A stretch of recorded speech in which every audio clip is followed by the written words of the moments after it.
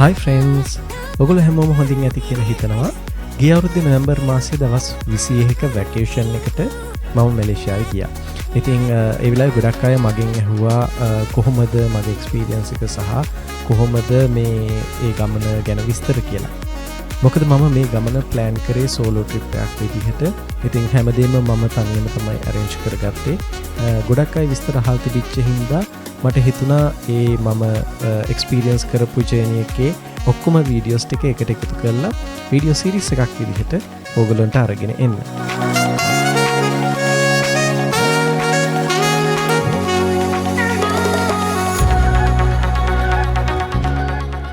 ඉතින් මේ වීඩියෝ එක මම ඕගොල්ලන්ට අරගෙන ඉන්නේ මගේ වැකේෂන් එකේ මුල් දවස් කිහිපය ස්පෙන්ඩ් කරපු ෂා අලාම් වල ICT එකේ එක්ස්පීරියන්ස් එක ඕගොල්ලොත් එක්ක ෂෙයා කරගන්න.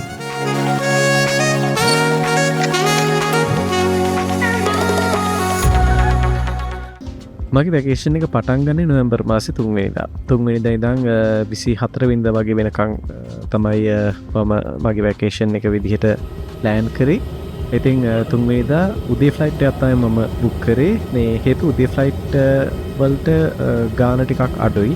ඉතින් මං හිතුවා මගේ බජට් එකේ එතකොට වැඩි ප්‍රමාණයක් මට වැකේෂන් එකේ දේවල් එක්ස්පීරියන්ස් කරන්න ඉතුරු කරගන්න පුළුවන් නිසා උදේ ෆ්ලයිට් එකක් ගත්තොත් හොඳයි කියලා. මොකද හවස ෆ්ලයිට් එකක් ගත්තත් තේරුමක් නැහැ අපට එකමඩේෂන් එකට මේ පේ කරන්න වෙනවා කොහොමත් එදා දවසට. ඉතින් මම හිතුවා උදේ ෆ්ලයිට් එක පික් කරගෙන ගිහිල්ලා හවස් වෙද්දී එකමඩේෂන් එකට ගිහිල්ලා එදා දවස රෙස්ට් එකේ ඉන්නවා කියලා. බුක් කරේ එයා ඒෂියා එකේ මූව් ඇප් එක through තමයි එයා ඒෂියා ෆ්ලයිට් එක බුක් කරේ. ඒ ෆ්ලයිට් එක පික් කරන්න හේතු වුණේත් ගොඩක් වෙලාවට බජට් එයාලයින් එකක්. මම ඒෂියන් කන්ට්‍රීස් වල ගොඩක් අවේලබිලිටි එක තියෙනවා නම් බජට් එයාලයින් එකට යන්න තමයි ගොඩක් ප්‍රිෆර්ඩ්. හේතුව මේ අපිට ලොකු ෆ්ලයිಯಿಂగ్ ටයිම් එකක් නැහැ මේ ආසන්නයේ තියෙන රටවල් වලට යන්න. ඉතින් ඒ බජට් එක අපි ඉතුරු කරගත්තොත් ඒක අපේ ඒ රට එක්ස්පීරියන්ස් කරන්න, ඒ ගමන එක්ස්පීරියන්ස් කරන්න යූස් කරන්න පුළුවන් කියලා මට හිතුණා. ඒ නිසා මම මැලේසියාවට යන්න මේ පාර පික් කරෙත් එයා ඒෂියා ෆ්ලයිට් එක. ඉතින් මේ තියෙන අපේ ඩිපාර්චර් එක.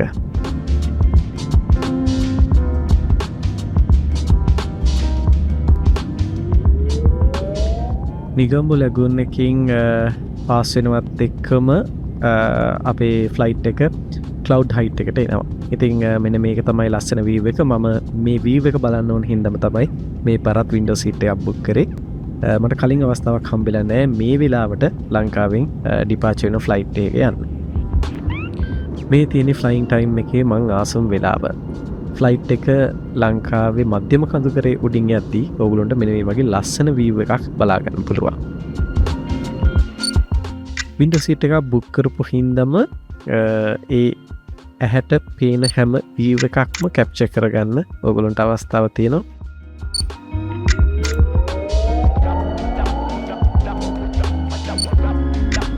ලංකාවේ ලෑන්ඩ් ඒරියා එකෙන් ෆ්ලයිට් එක එළියට යනකම් ඕගොල්ලන්ට මේ වගේ ලස්සන වීව් එකක් බලා ගන්න පුළුවන්.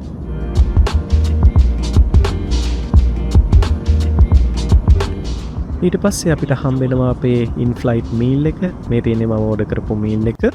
ඒ වගේමයි බජට් එයාලයින් එකේ යද්දී ඔයගොල්ලන්ට Wi-Fi පහසුකම හම්බෙන්නේ. ඒ හින්දා මතක ඇතුව songs අහන්න හරි ෆිල්ම්ස් බලන්න හරි ඕන ඒව ඩවුන්ලෝඩ් කරලා තියාගන්න. මේ තියෙන්නේ සුමාත්‍රා ආසන්නෙන් අපේ ෆ්ලයිට් එකේ යද්දී අපිට පේන ලස්සන වීව් එක.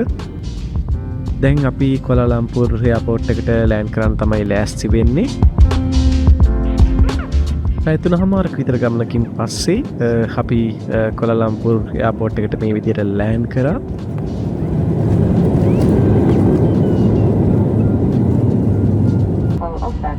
Aircraft is a very serious offense subject to fine or imprisonment.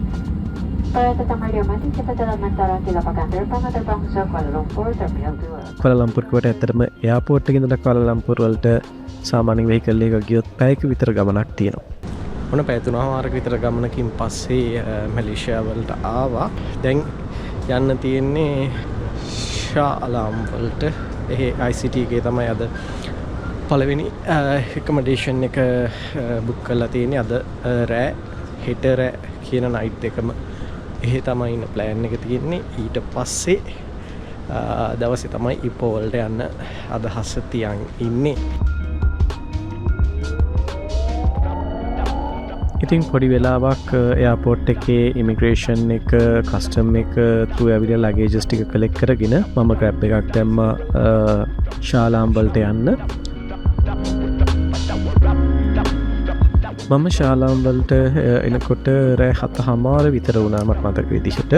මේ තියෙන්නේ ඊට පස්සේ මම පළවෙනි දවස් දෙක බුක් කරපු එකමඩේෂන් එක.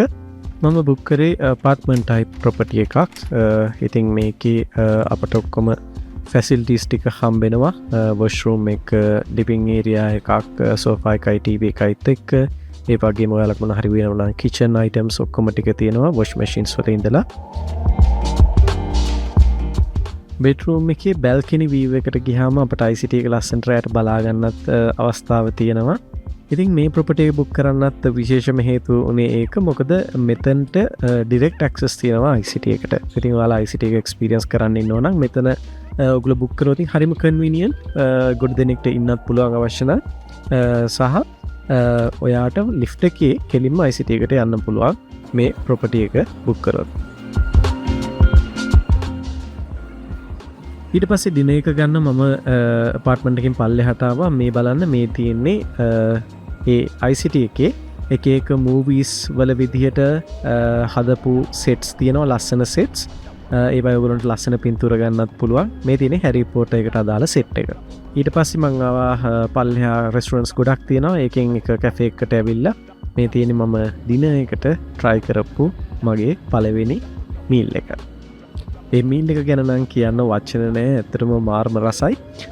මම ෆස්ට් මීල් එක හින්දම ටිකක් බජට් එක ප්ලෑන් කරලා තිබුණට වඩා වැඩිපුරත් එක වියදම් කරා. මේක සාමාන්‍ය රිගිට් 32ක් විතර උනේ. ඒ කියන්නේ 2300ක් විතර මුදලක්. හැබැයි ඒ ගානට මේ මීල් එක හරිම වර්ත්. ඉතින් ඩිනර් එක අරගෙන පහුඩට ඇවිල්ලා තිබිච්ච ගමන් මහන්සියත් එක්ක මම Netflix එකේ විච්ච බැලුවා.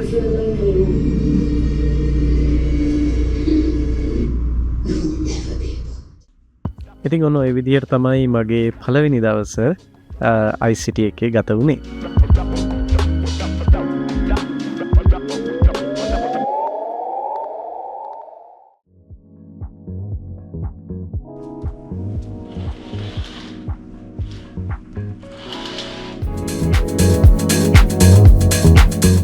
ඉදිරිය වෙච්ච හින්දා බැල්කනි එකේ වීව් එක ලොකුට බලන්න හම්බුන්නේ.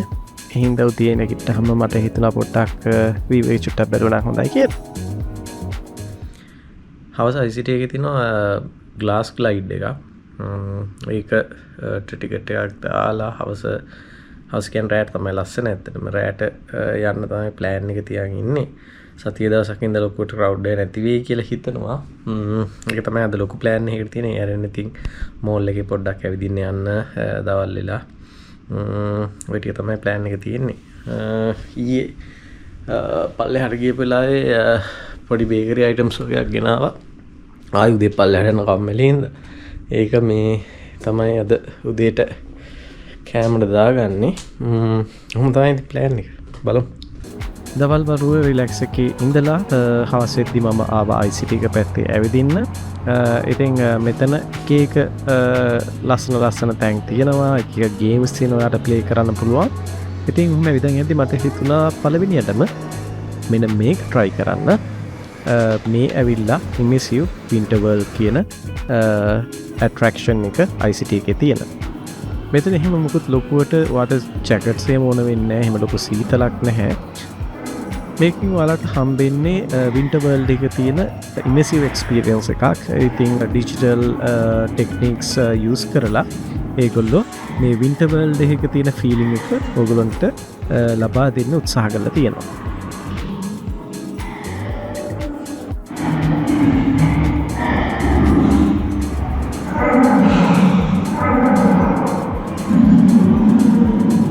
වින්ටර් වර්ල්ඩ් එකේ මුල් හරිය තියෙන මෙන්න මේ වගේ motion sensors වලට වැඩ කරන creatures ලව හදපු එක room එකකට තමයි අපිට මුලින්ම යන්න හම්බුනේ.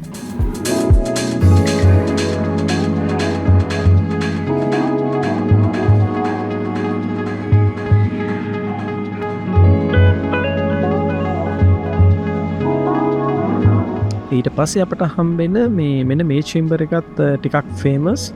මේකේ තියෙනවා ඉන්ටරැක්ටිව් ප්‍රොජෙක්ටර්ස් හයි කරලා. ඉතින් මේක අපි දන්නතු බැලුවොත් එච්චර ලොකු දෙයක් නැහැ කියලා හිතෙනවා. හැබැයි මේවා මේ නිකම්ම විෂුවල්ස් නෙමෙයි. ඔයාලට මෙන්න මේ විදිහට ඒවා එක්ක ඉන්ටරැක්ට් කරන්නත් අවස්ථාව තියෙනවා.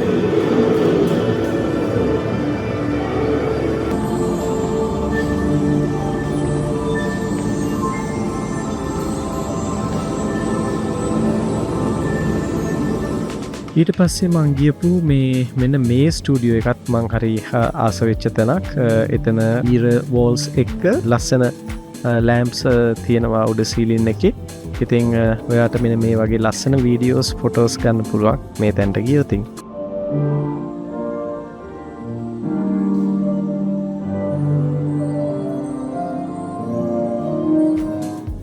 ඊට පස්සේ අපි එනවා වින්ටර්වර්ල්ඩ් එකේ අන්තිම හරියට එක්සිට් වෙන තැන මෙන්න මේ විදිහට ලස්සන gift items සහ ornaments ඔයාලට කැමති නම් purchase කරන්න පුළුවන් විදිහට ලස්සන showcase එකක් තියෙනවා. මේක මෙමරි එකක් විදිහට ඔයගොල්ලොන්ට තියාගන්න බලනවා නම් වටීවි. හැබැයි price එක නම් එළියට වඩා ටිකක් වැඩි. ඔය විදිහට තමයි ඉතින් immersive winterworld එකේ experience එක ඉවර වුණේ. මේකේ ටිකට් එක සාමාන්‍යයෙන් රිගිට් 40ක් වගේ වෙන ඉන්ටර්නැෂනල් විසිටර්ස් ලට. ඉතින් ඔයගොල්ලෝ ICT වලට එන්න ප්ලෑන් එකක් තියෙනවා නම් ඒ experience එකට ඔයගොල්ලෝ ආසයි නම් ඔයාලටත් ඒකට යන්න පුළුවන්. ඉතින් ඊට පස්සේ අපි ඇවිදගෙන ගියා මෙන්න මේ වගේ XR sports arena වගේ තව ගොඩක් දේවල් මේ ICT එකේ තියෙනවා. මට හිතුණා virtual sports arena එක try කරලා බලන්න. මේක ටිකට් price එක උනේ රින්ගිට් 15ක්. ඒ කියන්නේ රුපියල් වලින් නම් රුපියල් 1000ක් විතර. ඉතින් විනාඩි 12ක් හරි 15ක් හරි කාලයක් අපිට හම්බ වෙනවා මේ ගේම් එක play කරන්න. zombie ටිකක් එනවා. ඒගොල්ලන්ට fire කරන්න තමයි තියෙන්නේ. මේ අපිට අවශ්‍ය විදියට අපේ ඉස්සරහා barricades ටික හදාගෙන. ඔගොල්ලෝ ICT එකම එක්ස්පීරියන්ස් කරන්න බලාගෙන එනවනම් ෆැමිලි එකක් විදිහට එනවනම් ඇත්තටම මෙහෙම වෙන වෙනම ඉන්ඩිවිජුවල් ටිකට් පර්චේස් කරනවට වඩා පැකේජස් තියෙනවා. ඒක ගන්න එක ලාභයි. හැබැයි ඉතින් මට එහෙම එතන තියෙන ඔක්කොම ප්ලේ කරන්න අවශ්‍යතාවයක් තිබුණ නැති නිසා මම හිතුවා නිකන් දෙකක් තුනක් විතර try කරනවා කියලා. ඒකේ try කරාට පස්සේ මම අපහු ආවා ඊයේ කෑම කාපු සුපුරුදු රෙස්ටුරන්ට් එකට. මොකද ඒකේ ඊයේ රහ මට ගොඩක් සෙට් වුණා. අද try කරේ හැබැයි වෙන જાතියක්. ඩ්‍රින්ක් එක නම් ඊයේ තරම් සෙට් නැහැ. හැබැයි කෑම එක මේ මට රයිස් එකක් ගන්න උවමනාව තිබුණා. මැලේසියා වලට ආවට පස්සේ රයිස් එකක් ගන්න බැරි වෙච්ච හින්දා ඒ නිසා මම මෙන්න මේ මොන්ගෝලියන් රයිස් එක ඩිනර් එකට try කරා.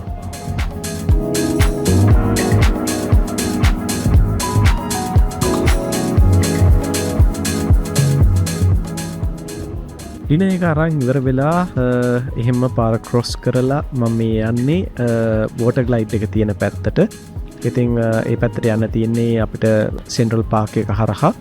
ඉතින් මෙන්න මේ විදිහට ලස්සන කානිවල් එක වයිබ් එකක් අපිට දැනෙනවා මේ සෙන්ට්‍රල් පාක් එක හරහා යද්දී. පොඩි අය ඉන්නවා නම් ගොඩාක් ඒගොල්ලන්ට එන්ජොයි කරන්න පුළුවන් දේවල් ගොඩක් මේ සෙන්ට්‍රල් පාක් එකේ තියෙනවා. හැබැයි මං ආවේ මෙන්න මේ තියෙන්නේ වෝටර් ස්ලයිඩ් එක. අපි උඩට ගිහින් බලමු කොයි වගේද ඒ එක්ස්පීරියන්ස් එක කියලා. මේ එක්ස්පීරියන්ස් එකේ ටිකට් එක රින්ගිට් 55ක්. ඒ කියන්නේ රුපියල් 4000කට ආසන්න මුදලක් තමයි මේකේ ටිකට් එක.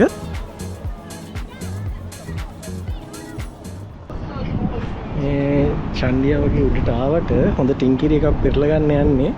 දැක්කනේ මේ මාරුසක තිබුණේ මේ එතන මේ වෝටර් ග්ලයිඩ් එකට යන්න තියෙන තැන ලිෆ්ට් එකේ තමයි ආවේ.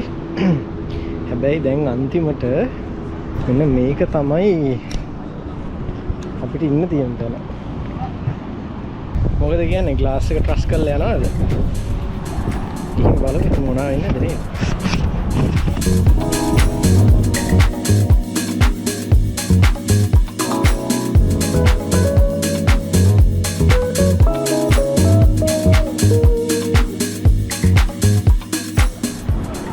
අපි ආවා එහෙනම් උඩට. ගාස් එකක් ගලවගෙන වැටුණොත් ඉතින් කෑලි තමයි හොයන්නේ. ඒ කිව්වත් වගේ මේකේ තියෙන ත්‍රිලින්ග්ම ෆැක්ට් එක තමයි ඔයාට මේ ග්ලාස් එක උඩ ඇවිදින්න තියෙන්නේ කිසිම එක්ස්ට්‍රා සේෆ්ටි එකක් නැතුව.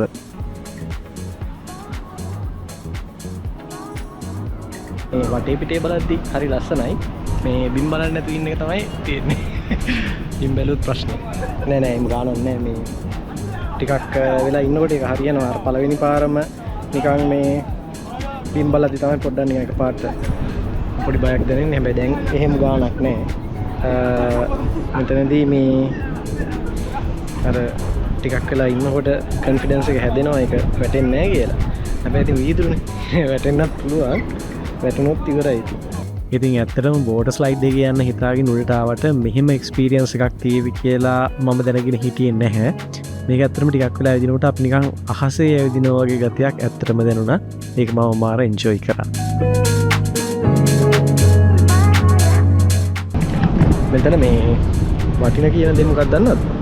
ඒ කියන්නේ සාමාන්‍යයෙන් මේ වගේ තැන් අපි වෙන වෙන ටවුන් වල එහෙම ගියොත් වෙන රටක ගියොත් මේ වගේ එක්ස්පීරියන්ස් එකක් ගන්න ගොඩක් ලොකු queue එකක ඉන්න වෙනවා සෙනගත් වැඩි. ඒ වගේ ප්‍රශ්න තියෙනවා. හැබැයි දැන් ඔයගොල්ලන්ට පේනවා ඇති මේ ICT එක තාම එච්චර ලොකුවට මේ මන්ද මේ සමහරට නිවාඩු කාලවල වලට මේ සතියන්තවල මේක crowded ඇති.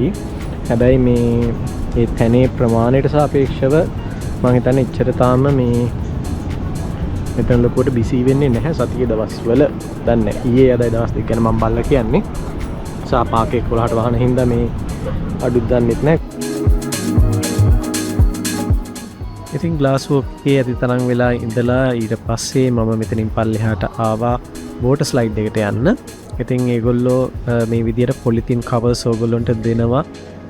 ලොකුට වතුර නම් විසියුනේ නැහැ මේ රයිඩ් එකේදී. බට් අර ඇඳුම් වලට වතුර වැටෙන්න පුළුවන් chance එක තියෙන නිසා මේ විදිහේ කවර් එකක් ඕගොල්ලන්ට ෆ්‍රී හම්බෙනවා.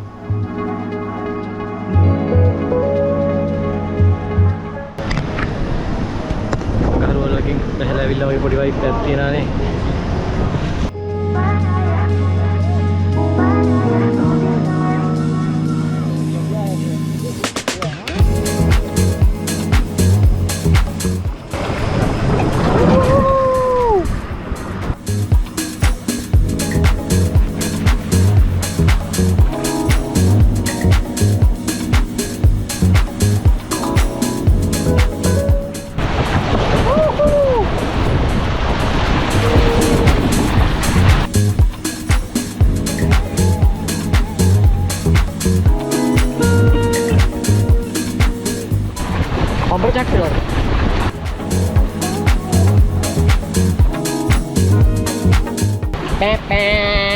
පාරෙන් ඉඩ දෙන්න ලිස්සන් යන්නේ පාරෙන් ඉඩ දෙන්න.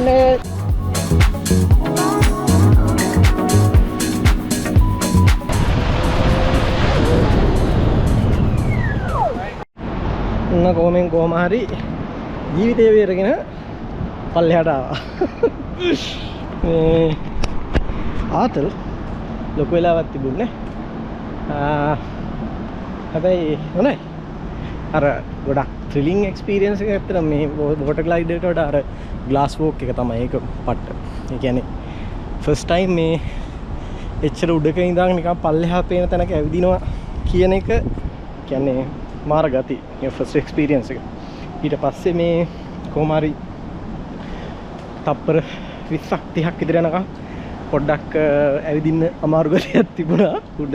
හැබැයි මේ ටිකක් ලිද්දදී ඒකේ අර ග්ලාස් එක හයියා කියන කොන්ෆිඩන්ස් එක ආවට පස්සේ ගාණක් නෑ මේ ඒක සෑහෙන හොඳයි. මොකද මේ කියන්නේ ඒ වගේ එකක් දැන් අපි කේල් ටවර් එකේ වගේ එහෙම තියෙනවා. කේල් ටවර් එකෙන් වගේ අපි ඔක් ගන්න ගියා නම් සෑහෙන වෙලාවක් ඉන්න වෙනවා කිව් එකත් වැඩි. මොකද ගිය පාර ගිහිල්ලා අපිට එහෙම ප්‍රශ්නයක් වුණා. උඩ ලොකු කිව් එකක් තිබුණා මේ ස්කයි බොක්ස් එකට යන්න. හැබැයි ඒකට වඩා මෙතන සුපිරි අර වෙලා ඒකේ අනිත් එක වෙලාවකුත් තිබුණා. මේ තප්පර 30ක් හරි විනාඩියක් හරි තමයි ඔයාට දෙන්නේ එතන ෆොටෝ ගහන්න. හැබැයි මේ මෙතන එහෙම ප්‍රශ්න නැහැ. ඔයාලට තරම් වෙලා ඉන්න පුළුවන්. ඒක මාර වටිනවා. ළමයි දැන් අපි ෆෙරි එකට මේ ෆෙරි එක යන ගමන් තමයි ඉන්නේ. එනවා.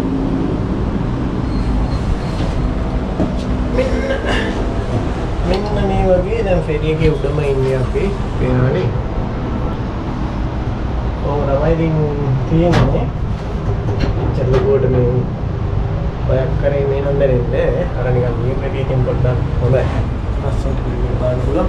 glass පොඩ්ඩක් clean වුණා නම් හොඳයි. මොකද glass වල තියෙන දූවිලින් හරියට view එක පේන්නේ නැහැ. මින් යනවා ඉතින් අපේ ferry එක.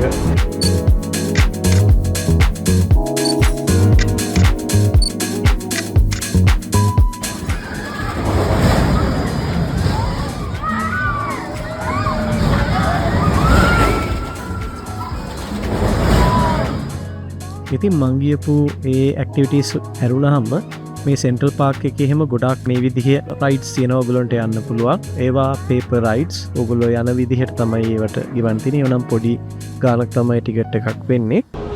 ඔය දවසට ඇජෙන්ඩා එක ඉවරයි. දැන් ෂේප් එකේ යන්න තියෙනවා. ඔන්න ඔය විදිහට තමයි ICT එකේ මගේ දවස ගෙවුනේ. මම හැබැයි ගොඩක් රයිඩ්ස් වල ගියේ නෑ. ගොඩක් තැන්වල ගියේ නෑ. මෙතන දවසම වුණත් ඔයගොල්ලන්ට එක්ස්පීරියන්ස් කරන්න දේවල් තියෙනවා. වෝටර් බබල් එකක් වෙනම තියෙනවා. ඉතින් මං ඒවයි ඇත්තටම ලොකුවට එක්ස්පීරියන්ස් කරන්න ගියේ නැහැ. මට ඇත්තටම ඕනේ මේ ස්කයි වෝක් එක සහ මේ වෝටර් ග්ලයිඩ් එක කියන එක තමයි මට ලොකුටම කරන්න ඕනේ.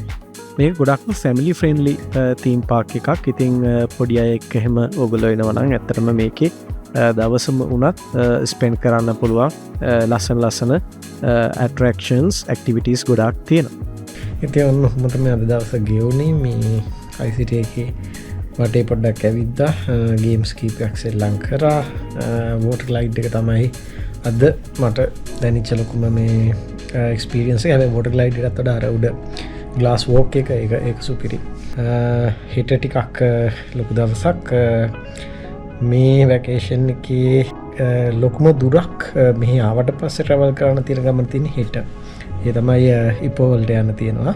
මෙහි ඉඳලා KL සෙන්ට්‍රල් එකට යන්න වෙනවා ඉස්සෙල්ලා. ඒකට බස් එක යන්න පුළුවන්. හැබැයි බස් එකේ ගිහිල්ලා ඉපෝ යන්න ගියොත් මට පැය 4ක් විතර යනවා. ඉතින් ඊට වඩා මේ ප්ලෑන් කරේ grab එකක් දාලා KL සෙන්ට්‍රල් එකට ගිහිල්ලා එතනින් ට්‍රේන් එකක් තියෙනවා. ඒක අරගෙන යන්න. එතකොට සාමාන්‍යයෙන් පැය 2කමාරක් විතර තමයි KL සෙන්ට්‍රල් එකේ ඉඳලා ඉපෝ වලට තියෙන්නේ. දැන් තව චුට්ටකින් ට්‍රේන් එක බුක් කරන්න ඕන. ඒවා මේ කලින් බුක් කරගත්තාම ටිකක් ලේසි කියලා හිතුණා. එතකොට හෙට ඉපෝ වලට ගිහිල්ලා හෙට පොඩ්ඩක් ඉපෝ වටේ ඇවිදලා කරන ප්ලෑන් එකක් තමයි තියෙන්නේ. බලමු හෙට දවසක් කොයි වගේ වෙයිද කියලා.